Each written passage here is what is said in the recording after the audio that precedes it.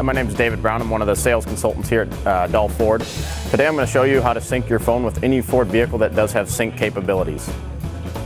So the first things that you're going to do is actually turn your Bluetooth settings on. Get in your car. Once you're in your vehicle, you can go to the phone setting. You click Add Phone.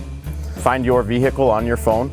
Once you find your vehicle, you just tap on that and it's going to ask you to verify the PIN.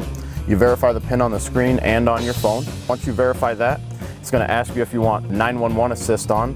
All you got to do is turn that on or off depending on whatever you would like, and then your phone is completely synced. If you have any questions on syncing your phone up to your vehicle, Dahl does have a technology specialist that you can get a hold of anytime. Just let any of us here at Dahl Ford know.